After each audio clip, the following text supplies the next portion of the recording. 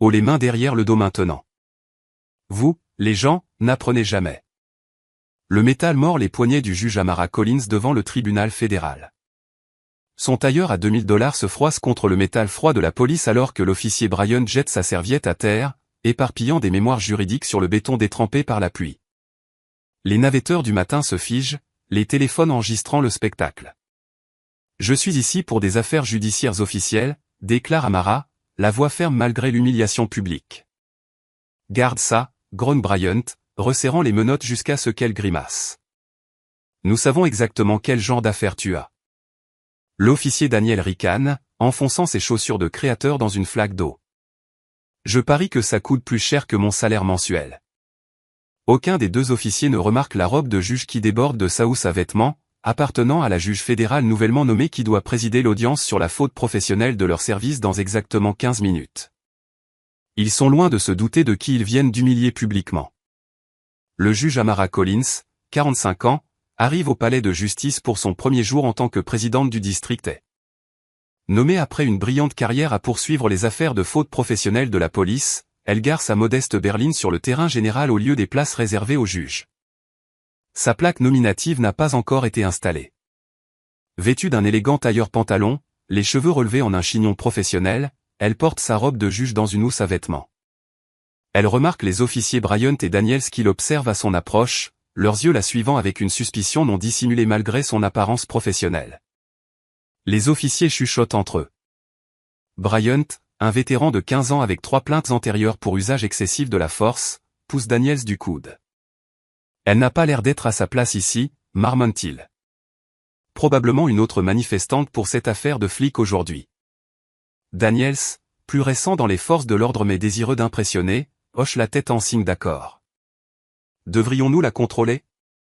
Pendant ce temps, Amara remarque leur examen minutieux, mais continue de marcher avec assurance. Elle pense à l'ironie. Elle est ici pour présider une affaire très médiatisée de brutalité policière impliquant leur propre service. Ses pensées vagabondent vers son défunt père, également juge, qui l'a mise en garde contre les défis auxquels elle serait confrontée dans le système judiciaire. Le greffier Thomas Reynolds attend à l'intérieur, vérifiant à plusieurs reprises sa montre. Le juge Collins aurait dû être là maintenant, dit-il au huissier. Sa première affaire commence dans 30 minutes, cette audience controversée sur la faute professionnelle de la police. À l'extérieur, Bryant prend sa décision et se place directement sur le chemin d'Amara. Excusez-moi, madame. Cette entrée est réservée aux fonctionnaires du tribunal. Malgré le panneau d'entrée publique clairement visible au-dessus des portes, Amara conserve son sang-froid. Je suis au courant. Je vais à l'intérieur pour le tribunal. Bryant échange des regards entendus avec Daniels. Nous allons d'abord devoir voir une pièce d'identité. La main qui atteint sa pièce d'identité frappera bientôt le marteau sur leur carrière. Amara atteint ses références, mais la position de Bryant change. Il se rapproche, envahissant son espace personnel. En fait, il y a eu des signalements de quelqu'un correspondant à votre description causant des problèmes ici hier. Une fabrication complète. Amara était à Washington, D.C. hier, pour finaliser son déménagement. C'est impossible. Je n'étais même pas dans l'état hier. Daniels tourne autour d'elle. C'est ce qu'ils disent tous. Plusieurs employés du palais de justice passent, détournant les yeux bien qu'ils reconnaissent que quelque chose ne va pas. Un jeune assistant juridique ralentit, inquiet, mais Bryant le fait signe de s'éloigner. Affaire de police, circulez. Amara conserve sa dignité. Officier, j'essaie simplement d'entrer dans le palais de justice pour des affaires officielles. Il y a clairement un malentendu. Bryant ricane. Ouais. Quel genre d'affaires officielles vous amène ici? Je suis ici pour une affaire, répond-elle calmement. Quelle affaire? Demande Daniels, sa main reposant maintenant sur son étui. Les États-Unis contre les officiers Petravich et Saunders, déclare Amara d'une voix égale. L'expression de Bryant se durcit. Les manifestants sont au coin de la rue. Vous n'entrerez pas ici pour perturber les procédures. Je ne suis pas ici pour protester, explique Amara, atteignant à nouveau sa pièce d'identité. Les mains où je peux les voir, crie soudainement Bryant, obligeant les piétons voisins à se retourner et à regarder. À l'intérieur, le greffier Reynolds devient de plus en plus anxieux, vérifiant son téléphone pour les messages du juge disparu. Le juge en chef apparaît dans l'embrasure de la porte. Où est le juge Collins? Nous avons un rôle rempli et la presse attend. À l'extérieur, la confrontation s'intensifie alors que Brian saisit le bras d'Amara. Vous ne coopérez pas. Tournez-vous. Amara reste calme mais ferme. Vous n'avez aucune raison de me détenir. Je vous demande de me laisser entrer dans le palais de justice. Et je vous dis de vous retourner maintenant. Brian grogne, sa prise se resserrant. Chaque seconde de cette humiliation est enregistrée, non seulement par les passants, mais aussi par les caméras de sécurité du palais de justice qui deviendront bientôt la pièce à conviction A. Brian fait tourner Amara, la forçant contre leur voiture de patrouille. Sa housse à vêtements tombe au sol, la robe noire de juge étant partiellement visible à travers la partie décompressée. Aucun des deux officiers ne le remarque. Écartez vos jambes, ordonne Brian à haute voix, donnant des coups de pied à ses chevilles pour élargir sa position. Amara obtempère tout en conservant sa dignité. C'est tout à fait inutile. Je n'ai rien fait de mal. Daniel saisit brutalement sa serviette, versant le contenu sur le capot de la voiture. Des mémoires juridiques, des dossiers de cas et ses objets personnels s'éparpillent sur la surface métallique. Son certificat de commission judiciaire glisse face contre terre. Qu'est-ce que c'est que ça? Tu prévois de causer des problèmes à l'intérieur. Brian ramasse un mémoire juridique sur les normes de responsabilité de la police. Une petite foule s'est rassemblée maintenant. Les téléphones enregistrent l'incident alors qu'Amara se tient les jambes écartées contre la voiture de police. Ses joues brûlent d'humiliation, mais sa voix reste ferme. Ce sont des documents juridiques confidentiels. Vous n'avez pas le droit de les fouiller sans motif. Brian Tree. Nous avons une raison. Vous agissez de manière suspecte devant un palais de justice où il y a une affaire de police sensible aujourd'hui. Daniels commence à lui passer les menottes. Le métal froid mord ses poignets alors qu'il les serre intentionnellement trop fort. Peut-être qu'un voyage en centre-ville améliorera votre attitude. À l'intérieur du palais de justice, Reynolds appelle à nouveau le téléphone portable du juge Collins. Il sonne dans son sac à main, toujours sur le capot de la voiture de police à l'extérieur. Quelque chose ne va pas, dit Reynolds au juge en chef. Elle a confirmé hier qu'elle serait ici tôt pour examiner les motions finales. Pendant ce temps, un agent de sécurité du palais de justice nommé Simmons s'approche enfin de la scène à l'extérieur. Que se passe-t-il ici, officier? On s'occupe juste d'un fauteur de troubles potentiels, répond Brian d'un ton méprisant. Simmons a l'air incertain. Le chef sait-il que vous effectuez des arrêts juste à l'entrée aujourd'hui? Mêle-toi de tes affaires, flic de location, rétorque Daniel. Amara, toujours composée malgré sa position, s'adresse directement à Simmons. Monsieur, pourriez-vous s'il vous plaît informer le greffier Reynolds que le juge Collins est détenu à l'extérieur? Brian Tree. Juge? C'est une bonne blague. Les yeux de Simmons s'écarquillent en signe de reconnaissance. Attendez, vous dites que vous êtes le nouveau juge fédéral? Elle ment, insiste Daniels, resserrant les menottes d'un cran, faisant grimacer Amara. Amara rencontre les yeux de Simmons. District est nommé le mois dernier. Je dois entendre l'affaire Petravich et Saunders dans 20 minutes. Brian saisit son bras brutalement. Tais-toi avec les mensonges. Encore un mot et j'ajouterai résistance à l'arrestation. Chaque seconde douloureuse qui passe rapproche ses officiers du moment où ils se tiendront devant son banc. Amara se tait, prenant note mentale de chaque violation de procédure. Des années à poursuivre des affaires de faute professionnelle de la police lui ont appris la patience, la collecte de preuves vient avant la justice. Elle permet à cette humiliation de continuer, sachant que chaque instant renforce le dossier qu'elle va constituer. Simmons recule, partagé. Je devrais vérifier ça, marmonne-t-il. Restez là, ordonne Bryant, mais Simmons secoue la tête. Je dois contacter mon superviseur par radio. Il s'éloigne juste hors de portée de voix, parlant d'urgence dans sa radio. Bryant se retourne vers Amara. Maintenant, nous allons faire un petit tour en centre-ville.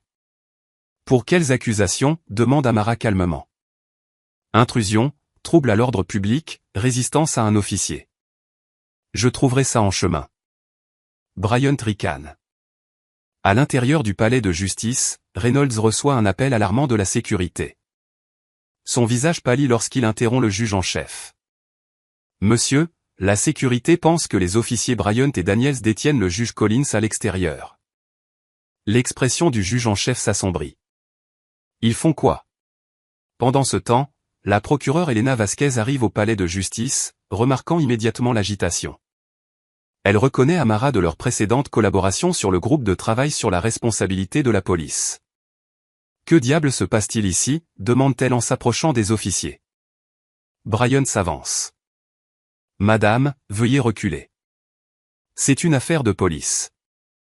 Je suis la procureure Vasquez, et vous semblez détenir quelqu'un sans motif sur la propriété du palais de justice. » Daniels se tortille inconfortablement. « Nous avons reçu des signalements d'une personne suspecte. » Vasquez regarde Amara, la reconnaissance pointant. « Officier, avez-vous la moindre idée de qui est cette femme ?» Bryant roule des yeux. « Une autre personne prétendant être importante. Elle dit qu'elle est juge. » « Elle est juge. » Vasquez déclare catégoriquement. « Juge fédéral Amara Collins, nouvellement nommé au district est, et si je ne me trompe pas, président l'audience sur la faute professionnelle de votre service ce matin. » Le sang quitte le visage de Daniels, mais Bryant reste défiant. « Elle n'a aucune pièce d'identité prouvant cela. »« Parce que vous ne m'avez pas permis de vous la montrer, » dit Amara doucement. Vasquez sort son téléphone, passant un appel. « Chef Williams, vos officiers Bryant et Daniels menottent actuellement le juge fédéral Collins devant le palais de justice. » « Oui, le même juge Collins qui entend l'affaire de faute professionnelle aujourd'hui. » Le chef de la sécurité Martinez fait irruption à travers les portes du palais de justice avec Reynolds et 2 huissiers derrière lui. « Relâchez-la immédiatement. » Les menottes n'ont pas seulement retenu ses poignets. Ils ont scellé le sort des officiers. Bryant hésite, pesant ses options alors que la situation dégénère hors de son contrôle.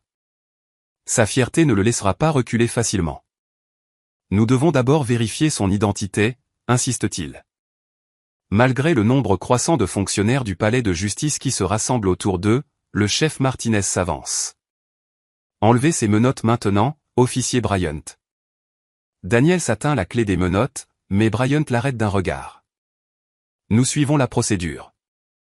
Pour autant que nous le sachions, cela pourrait être une distraction élaborée. » Amara reste composé, son regard fixe sur Bryant.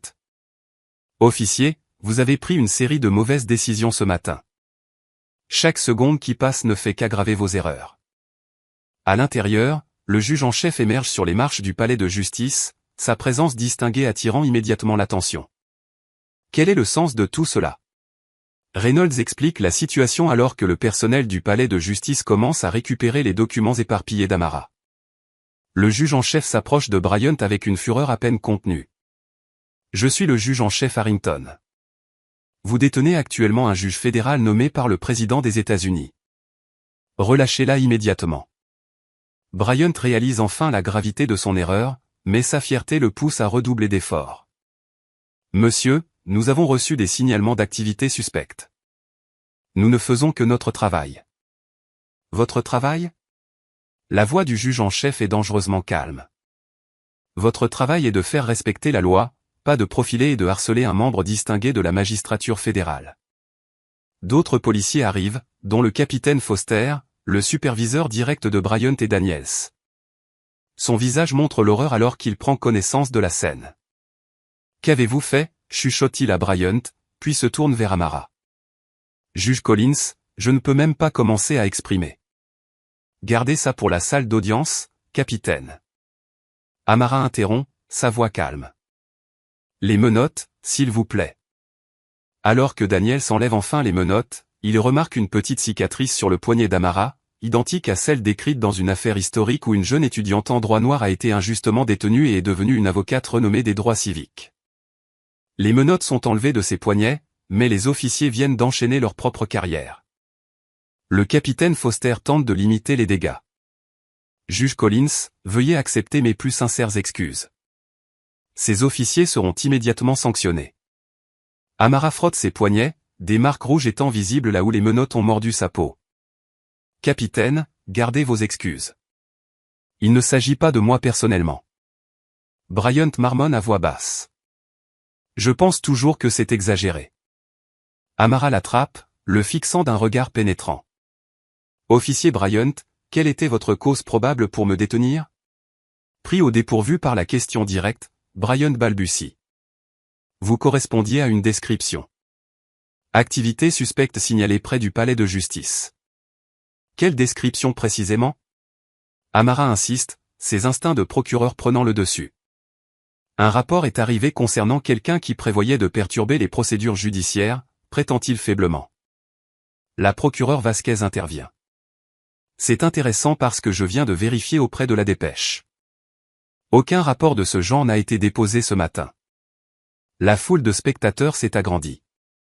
Plusieurs journalistes qui couvrent l'audience sur la faute professionnelle de la police ont remarqué l'agitation et ont commencé à filmer. Le juge en chef vérifie sa montre. Juge Collins, votre tribunal doit commencer dans 10 minutes. Ces officiers doivent en fait comparaître devant vous aujourd'hui, n'est-ce pas?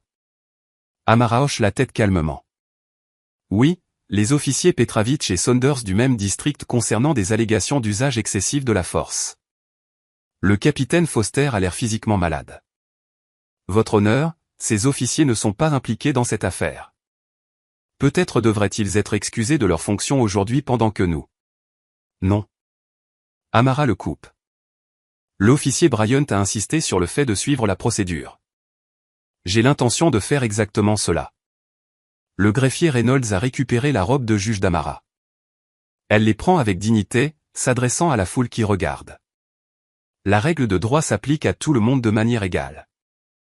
Les procédures d'aujourd'hui se poursuivront comme prévu. Les mêmes mains qui l'ont forcé contre une voiture de police se tiendront bientôt tremblantes devant son banc. Amara marche à pas mesurés dans le couloir du palais de justice, flanqué du juge en chef et de la sécurité du tribunal. Derrière eux, Bryant et Daniels sont escortés par le capitaine Foster, leurs expressions montrant les premières vraies traces de peur. Le personnel du palais de justice regarde ouvertement, le bruit de l'incident se répandant comme une traînée de poudre. Le visage de Bryant rougit de colère et d'embarras.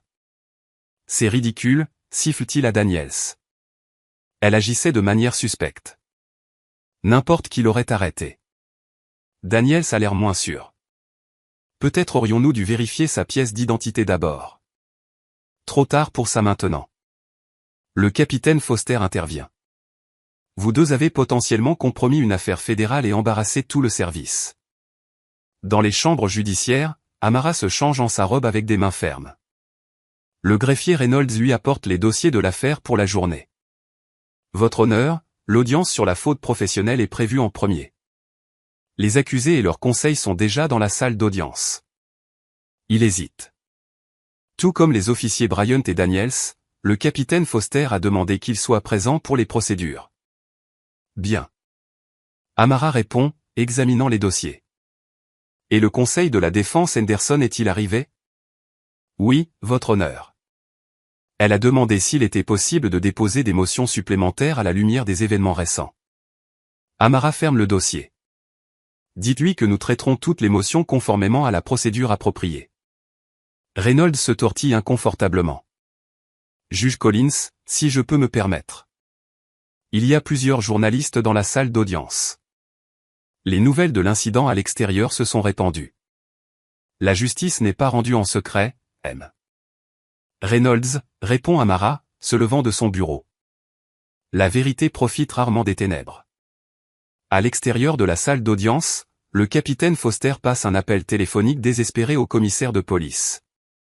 Monsieur, nous avons une situation qui pourrait nous exploser au visage. Bryant et Daniels viennent de détenir le juge fédéral qui entend notre affaire de faute professionnelle. La réponse du commissaire est explosive. Ils ont fait quoi? Alors qu'Amara se prépare à entrer dans la salle d'audience, elle touche un petit médaillon caché sous sa robe, un cadeau du juge Turgot Marshall lors de son stage, un rappel de leur engagement commun à transformer le système judiciaire de l'intérieur. Le marteau qu'elle est sur le point de ramasser ne pèse que quelques onces, mais se sentira bientôt comme des tonnes pour ceux qui lui ont fait du tort. Tout le monde se lève pour l'honorable juge Amara Collins, cour du district est. La salle d'audience se tait alors qu'Amara entre dans sa robe judiciaire, son expression sereine mais redoutable. Bryant et Daniels se tiennent avec leurs collègues officiers, leur visage se vidant de couleur alors qu'ils reconnaissent la femme qu'ils avaient menottée il y a à peine 30 minutes. Asseyez-vous, ordonne Amara, prenant sa place au banc. Son regard balaie la salle d'audience sans s'attarder sur Bryant ou Daniels. Le juge Amara Collins n'est pas n'importe quel juge fédéral. Elle était auparavant la procureure en chef du ministère de la Justice pour les affaires de faute professionnelle de la police à l'échelle nationale, personnellement responsable de la réforme de 12 services de police à travers le pays. Sa nomination au banc fédéral visait spécifiquement à résoudre les problèmes systémiques de responsabilité des forces de l'ordre.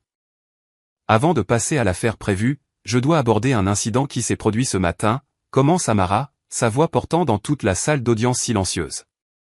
Le conseil de la défense Henderson se lève. Votre honneur, à la lumière de ce qui s'est passé à l'extérieur de ce palais de justice, nous nous demandons si les procédures d'aujourd'hui peuvent se poursuivre impartialement. Conseiller, si vous suggérez que mon expérience en tant que victime de faute professionnelle de la police me disqualifie pour entendre une affaire de faute professionnelle de la police, vous voudrez peut-être reconsidérer cette logique, répond Amara d'une voix égale. Le commissaire de police s'est glissé à l'arrière de la salle d'audience, son visage sombre alors qu'il observe. Cependant, poursuit Amara, je comprends la préoccupation. Permettez-moi d'être clair. Ce qui m'est arrivé personnellement n'affectera pas mon jugement sur l'affaire devant ce tribunal aujourd'hui. Elle tourne son attention vers Bryant et Daniels. Officier Bryant et Daniels, avancez. Ils s'approchent du banc à contre-cœur, tous les yeux de la salle d'audience les suivant.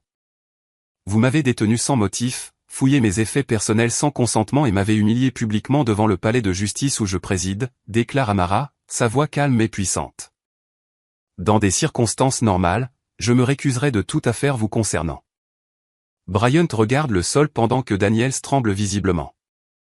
Cependant, vos actions de ce matin ont été vues par des dizaines de personnes, des caméras de sécurité du palais de justice, et semblent maintenant circuler sur les médias sociaux. Les faits ne sont pas contestés. Elle poursuit, je demande donc une enquête immédiate du ministère de la Justice sur les schémas de conduite dans votre district. Capitaine Foster, cette enquête s'étendra aux pratiques de supervision et aux protocoles de formation. Le capitaine Foster hoche la tête sombrement, évitant tout contact visuel avec ses officiers. Quant aux officiers Bryant et Daniels, vous êtes tous deux suspendus de vos fonctions en attendant cette enquête. Vous remettrez vos insignes et vos armes à feu à la sécurité du tribunal avant de quitter ce bâtiment. Bryant trouve enfin sa voix. Votre honneur, avec tout le respect que je vous dois, vous ne pouvez pas. Je le peux absolument. Amara interrompt, sa voix comme de l'acier. Et je viens de commencer. Les US Marshals vous escorteront tous les deux au traitement. Elle s'adresse à toute la salle d'audience. Maintenant, que la journée d'aujourd'hui serve de rappel. Personne n'est au-dessus de la loi, surtout ceux qui sont chargés de l'appliquer. L'autorité accordée aux policiers s'accompagne d'une responsabilité extraordinaire. Lorsque cette confiance est violée, la responsabilité doit suivre rapidement. La galerie éclate en murmures alors que Bryant et Daniels sont conduits à l'extérieur. Le commissaire de police s'approche du banc alors qu'Amara appelle une pause de 15 minutes. Juge Collins, commence-t-il doucement. Je tiens à m'excuser personnellement. Commissaire, interrompt Amara. Gardez vos excuses. Au lieu de cela, expliquez-moi comment des officiers ayant des antécédents de plainte similaires restent en service actif dans votre service. Elle retire un dossier de son banc. L'officier Bryant a cette plainte antérieure pour usage excessif de la force, toute rejetée sans enquête. L'officier Daniels, bien que plus récent dans les forces de l'ordre, en a déjà 3. Le choc du commissaire est authentique. Comment avez-vous? J'ai fait de mon affaire de savoir, répond Amara. Avant d'accepter cette nomination, j'ai étudié les schémas de faute professionnelle dans chaque service de ma juridiction. Votre service est apparu sur mon radar à plusieurs reprises. Le règlement de compte qui a commencé avec des menottes à l'extérieur est sur le point de transformer tout un service de police depuis le banc à l'intérieur. Les retombées sont immédiates et de grande portée. Au quartier général de la police, les officiers des affaires internes scellent les casiers de Bryant et Daniel et commencent à retirer leurs dossiers. Les représentants du syndicat de la police se réunissent en consultation urgente, reconnaissant qu'il sera presque impossible de défendre les actions des officiers étant donné la nature publique de l'incident. Le commissaire Williams s'adresse au commandant de district rassemblé dans la salle de réunion d'urgence.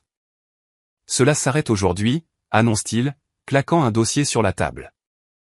Le juge Collins nous a donné une semaine pour mettre en œuvre des réformes immédiates avant que le DOJ ne lance une enquête formelle. Un commandant vétéran s'oppose. Monsieur, avec tout le respect que je vous dois, un incident. Il ne s'agit pas d'un incident. Le commissaire le coupe. Il s'agit d'un schéma que le juge Collins suit apparemment depuis des années. Elle n'a pas atterri dans notre juridiction par accident. Il distribue des documents détaillant les antécédents de plaintes dans les districts. Elle a compilé plus de données sur nos problèmes de faute professionnelle que notre propre division des affaires internes. À travers la ville, la mairesse Santiago fait face aux journalistes devant l'hôtel de ville. Les actions de ces officiers ne reflètent pas les valeurs de notre service de police ou de notre ville, déclare-t-elle fermement. Nous coopérons pleinement avec les directives du juge Collins et mettons en œuvre des changements de politique immédiats. Un journaliste crie une question, mairesse, les vidéos sur les médias sociaux montrent que le juge Collins a été profilé et menotté. Y aura-t-il des conséquences au-delà des 2 officiers impliqués? L'expression de la mairesse se resserre. Cette administration s'engage à la responsabilité à tous les niveaux. Le capitaine Foster a été mis en congé administratif en attendant l'examen des pratiques de supervision.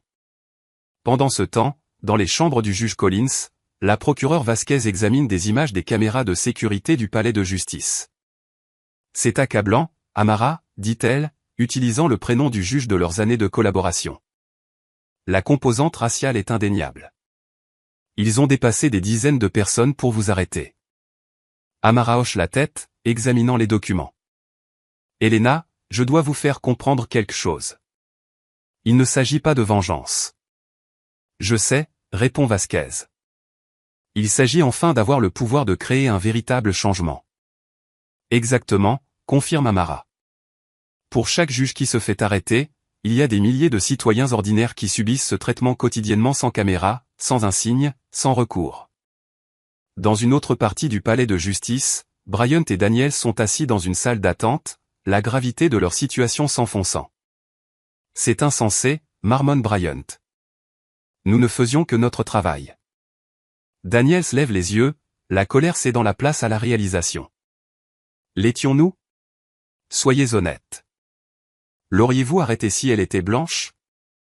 Bryant n'a pas de réponse.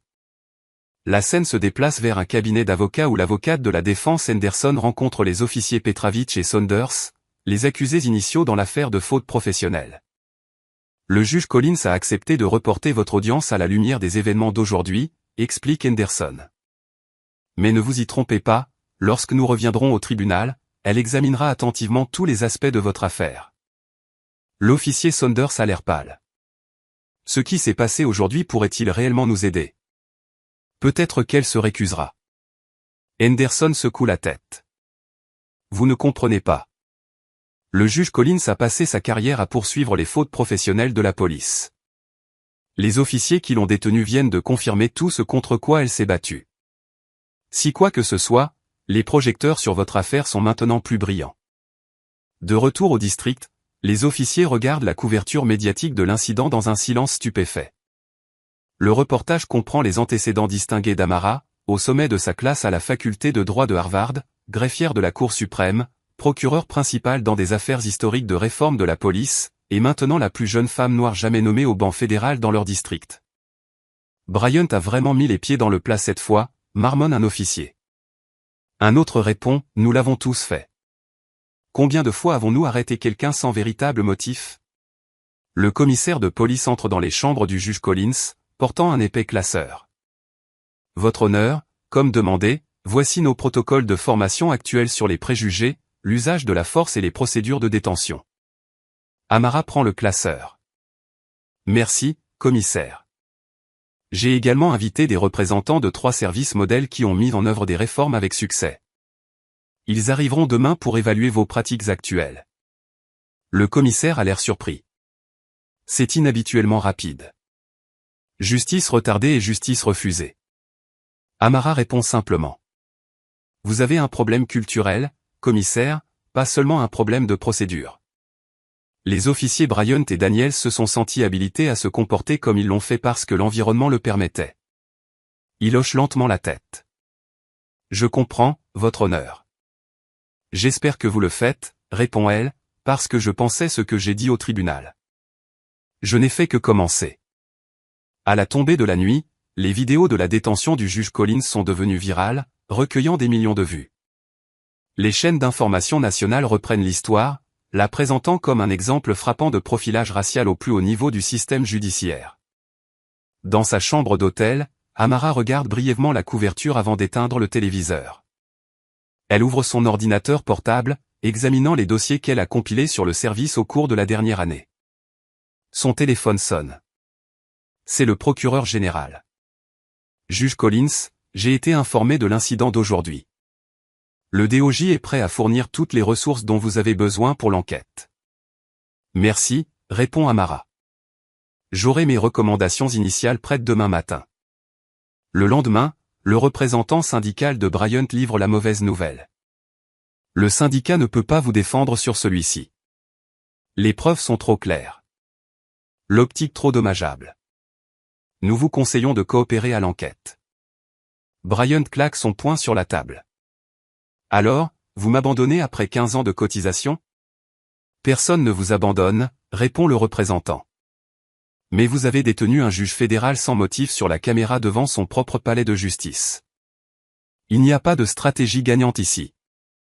Pendant ce temps, les responsables de la ville convoquent une session d'urgence pour discuter des implications de l'enquête ordonnée par le juge Collins. L'avocat de la ville présente une analyse qui donne à réfléchir.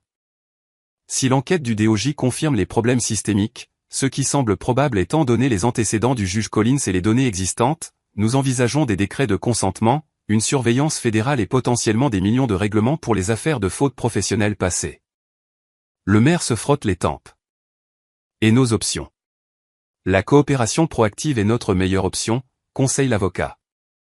Le juge Collins a l'autorité, l'expertise et maintenant la motivation personnelle pour mener une réforme complète. La combattre ne fera qu'aggraver les choses. De retour au palais de justice, Amara rencontre une coalition de leaders communautaires qui préconisent depuis longtemps la réforme de la police. Depuis des années, nous présentons des preuves de pratiques policières biaisées. Un organisateur communautaire lui dit « Nous avons été ignorés, rejetés ou apaisés avec des promesses vides. » Cela se termine maintenant, le rassure Amara. J'ai besoin de votre documentation et de votre témoignage continu. Il ne s'agit pas seulement de 2 officiers. Il s'agit de transformer toute l'approche de la police dans cette communauté. À l'académie de police, les formateurs se réunissent lors d'une réunion d'urgence, examinant leur programme à la lumière de l'examen à venir. Nous devons complètement remanier le module de formation sur les préjugés. Le directeur de la formation reconnaît, le juge Collins n'acceptera rien de moins que des améliorations mesurables et fondées sur des preuves. Un formateur principal secoue la tête. Nous mettons en garde contre ces problèmes depuis des années. Peut-être que maintenant quelqu'un n'écoutera réellement. Les menottes qui ont lié ses poignets pendant des minutes remodèleront ce service pendant des décennies. Une semaine plus tard, les officiers Bryant et Daniel sont assis devant le conseil disciplinaire de la police, le juge Collins observant depuis la galerie. La salle d'audience est bondée d'officiers, de médias et de membres de la communauté. Le président du conseil s'adresse aux officiers. Cette audience déterminera si vos actions ont violé la politique du service et quelles mesures disciplinaires sont appropriées. L'avocat de Bryant nommé par le syndicat prend la parole en premier. Mes clients reconnaissent qu'un mauvais jugement a été exercé lors de l'incident avec le juge Collins. Cependant, il répondait à des préoccupations légitimes en matière de sécurité lors d'une journée avec une alerte accrue en raison de l'affaire controversée. Le juge Collins regarde impassiblement alors que des images de sécurité sont diffusées sur les écrans dans toute la salle. La vidéo est accablante, montrant clairement Bryant ciblant Amara tout en ignorant les autres visiteurs du palais de justice. Interrogé directement, Bryant reste défiant. Nous avons reçu des signalements de manifestants potentiels. Le juge Collins correspondait à la